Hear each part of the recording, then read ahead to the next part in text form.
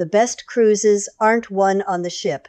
They're won at the kitchen table weeks or months before, in a handful of quiet decisions the smartest seniors always get right and everyone else never thinks about. So let me start with the one that shapes your whole week more than any other, and it's a decision most people throw away.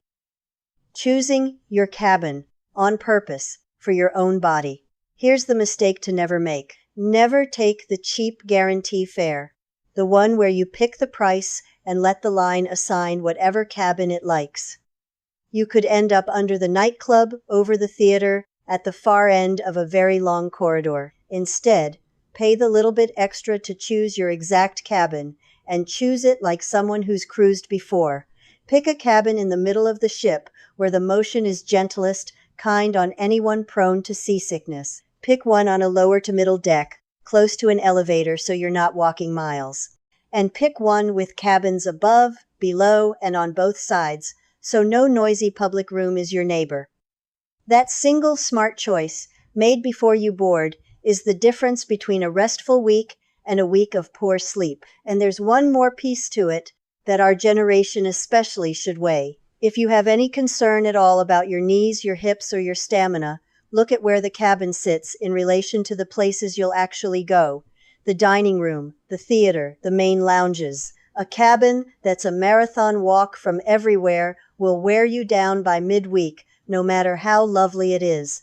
And check for a connecting door to the cabin next to yours, the kind used for families, because sound carries straight through it. Ask for a cabin without one. These are small details on a deck plan, but they're the difference between a ship that feels easy and one that feels like hard work, and you decide it all before you ever pay. And one more cabin decision worth making on purpose, the balcony question.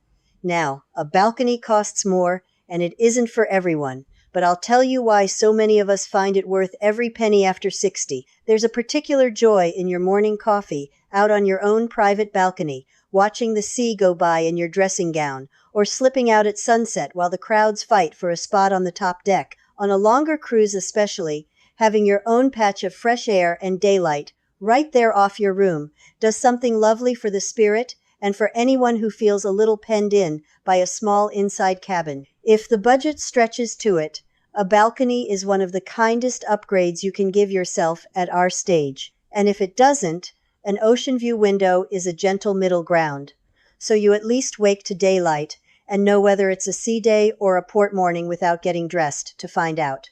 Now, I want you to notice the theme running through all 7 of these. Every one of them happens before you ever set foot on the gangway. The people who cruise beautifully aren't luckier than you. They're just better prepared, and preparation is something any of us can do. Stay with me and keep a pen handy, because these 7 habits are what separate the seasoned senior cruiser from the frazzled one. Take a picture of the screen at the end, and you'll have them all. And if you're new here, I'm Margaret, your cruise companion, and I make these for those of us cruising after 60 who'd rather set ourselves up to relax than scramble once we're aboard. Let's keep going. The second thing smart senior cruisers do, they look past the bare fare and book the bundle. Cruise lines love to advertise a rock-bottom price and then charge you for everything once you're captive aboard. The savvy ones know to look for the inclusive fare instead, the promotions that fold in the drinks, the Wi-Fi, the gratuities, sometimes the specialty dining, and even the excursions. Most lines run them under names like the all-inclusive fare or the everything package. And when you do the honest math, that bundled fare very often costs less than the cheap fare, plus all the pieces bought separately, and it saves you nickel and diming all week. So never book the first low number you see. Ask what the inclusive fare costs, compare the two properly, and choose the one that's truly cheaper once everything's counted. And here's a subtler advantage of the bundle that seniors especially appreciate, beyond the money. When it's all paid up front, you stop keeping a running tally in your head all week. You order the second coffee, you use the Wi-Fi to call the grandchildren, you book the shore tour, and none of it comes with that little flinch of another charge landing. For those of us on a fixed income, that peace, knowing the trip is essentially paid for before you sail, is worth as much as the dollars it saves. You relax into the holiday instead of policing it. So when you weigh the bundle against the bare fare, don't just count the money, count the calm. The third thing, and this is the one I wish every senior knew, they use a good specialist cruise travel agent. Now, I know our generation is proud of doing things ourselves, and for years I booked everything myself too. But here's what changed my mind. A specialist cruise agent almost never costs you more than booking direct, and often costs you less, because they get access to deals and bundled extras you can't. One person handles the whole thing, so if a flight is canceled or something goes wrong, you make one phone call instead of fighting 5 companies alone. And if you're ever unsure or overwhelmed, they do the worrying for you. You can still research everything yourself, as I do, and then simply book it through them. It costs you nothing, and it gives you a professional in your corner. There's no downside, and at our age, that peace of mind is priceless. Let me tell you what finally converted me, because I resisted it for years out of stubbornness. It was the COVID years, when cruises were canceling and rebooking in a tangle nobody could keep straight. The people who'd booked everything themselves spent weeks on hold, fighting airlines and cruise lines and hotels separately, getting nowhere. My friends who'd used a good agent made one call and let their agent untangle the whole thing. That was the moment I understood. An agent isn't a luxury or an admission you can't cope. It's a professional who stands between you and the chaos when something goes wrong, and something occasionally does. Find one who specializes in cruises, not a general travel shop, and you've gained a valuable ally for every trip you take from here on. The fourth thing smart senior cruisers do, and this is our great advantage if we use it, they make the phone call. Weeks before sailing, they contact the cruise line's special services or accessibility desk and set everything up in advance. This is where you arrange a wheelchair for embarkation, request an accessible cabin, notify them of a CPAP machine and distilled water, arrange refrigeration for medication, and register any dietary needs so the kitchen is ready for you. The people who do this glide aboard with everything handled. The people who don't spend day one scrambling. It's one unhurried phone call from your own home, made in good time, and it smooths the entire trip. Never assume they'll just know. Tell them early. And let me tell you exactly what to have in front of you when you make that call, so it's easy. Have your booking number, the names and doses of your medications, and a clear list of what you need, written down before you dial. Ask whether they have an accessible cabin if you need one, and get the arrangement in writing by email afterward, a confirmation number or a note, so there's a record if anything is forgotten. Ask how far in advance they need to know about a CPAP machine or refrigerated medication, because some lines want several weeks. And ask about dietary needs, so the main dining room is ready for you on the first night. It's one unhurried, friendly phone call, made a few weeks out from the comfort of your kitchen, and it quietly removes about half the things that go wrong for unprepared travelers. The people who make that call sail serenely. The people who don't spend the first day fixing what could have been arranged from home. The fifth thing, they buy the right travel insurance, and they buy it the moment they put down the deposit. Not any insurance, the right kind. And there are 3 things the smart senior looks for.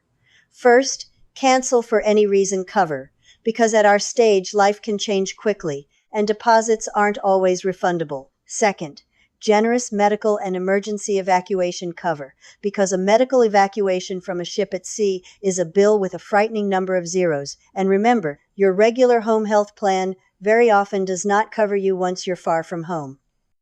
And third, a pre-existing condition waiver, which you usually only qualify for if you buy the policy within a couple of weeks of your first deposit. That timing is everything. Buy early, buy the right cover, and you can relax knowing you're truly protected. And do not make the mistake of assuming the cheap insurance the cruise line offers you at checkout is enough, because it very often isn't, especially on the medical side that matters most to us. Take a few minutes to compare a couple of independent policies instead. Read what the medical and evacuation limits actually are, and make sure any conditions you already live with are properly covered under that waiver. It feels like tedious paperwork, I know.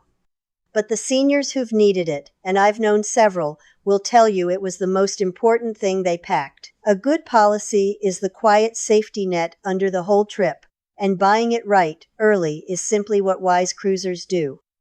The sixth thing surprises people, but every seasoned cruiser I know does it. They pack a small health and repair kit for the things the ship can't fix.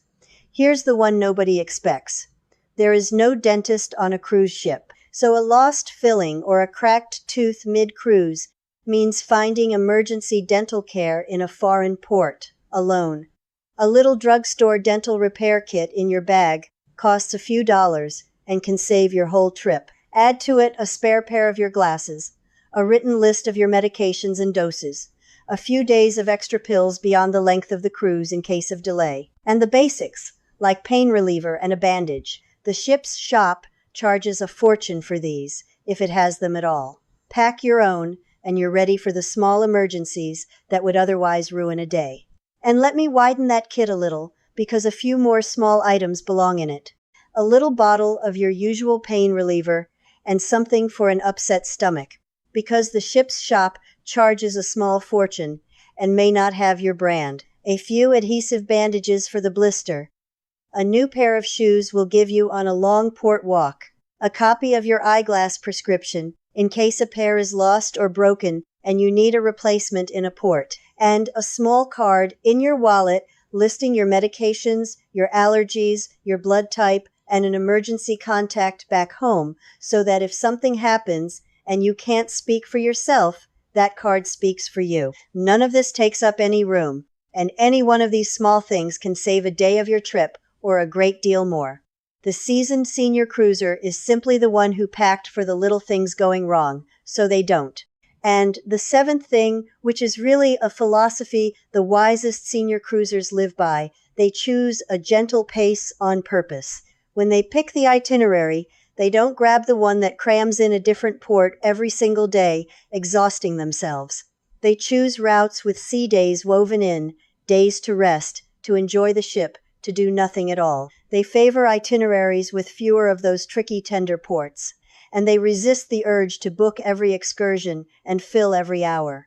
Because a cruise, done well after 60, is not a race to see everything. It's the luxury of slowing down. The smartest cruisers build that rest into the plan from the start, and they come home restored instead of worn out. I learned this one the hard way in my younger cruising days, booking the busiest itineraries, a new country every morning, determined to squeeze value out of every hour. I came home needing a vacation from my vacation. Now I do the opposite, and my cruises are twice as good for it. I pick a route with a sea day or two folded in. I leave whole afternoons with nothing planned. I book one or two excursions I truly care about and skip the rest, wandering a port at my own gentle pace instead. That's not laziness. At our stage, rest is part of the richness, and the space between the sights is often where the loveliest memories happen. Plan the gaps as carefully as the highlights. It's the secret to coming home glowing, and this ties into the kind of itinerary you choose in the first place, which is part of the planning too. A cruise that visits a different port every single day for a week sounds like wonderful value, and for a younger traveler it might be. But for us, it can mean a week of early alarms, long days on your feet in the heat, and never a moment to simply breathe on the ship you paid for. So when the smart senior cruiser picks a route, they look for a rhythm, a port, then a sea day to recover, then a port. Rather than a relentless march, they favor round-trip itineraries close to home over ones needing long, exhausting flights at both ends. And they remember that the ship itself is a destination, a floating resort you paid for, and a sea day spent enjoying it is not a wasted day at all. Choose the pace, right at the planning stage, and you protect the whole trip. So let me hand you the list, clean, and this is your moment to take a picture of the screen. The 7 things smart senior cruisers always do before they board. Choose your exact cabin for your body, never a guarantee. Book the inclusive bundle, not the bare fare. Use a specialist cruise travel agent. Make the pre-cruise call to set up your needs. Buy the right insurance early, with cancel for any reason and evacuation cover. Pack a dental and health repair kit, and plan a gentle pace with room to rest. 7 quiet decisions. all made before you sail, that hand you a wonderful week. You know, so many of you have asked me to lay out exactly how to plan a cruise properly from the very beginning, and I gathered all of it, step by step, into one place. The full 90-day plan, along with the whole playbook, makes up the Senior Cruise Companion Collection. It's the written version of everything we just went through. The link is down in the description, and there's a code on your screen for those of you watching on the television. It's there if it would help, and only if you want it. But here's the heart of it. The great secret of the seniors who seem to cruise so effortlessly is that they did the thinking early, while they were calm and at home, so that nothing was left to chance or to a frantic first day. You can be one of those people on your very next cruise.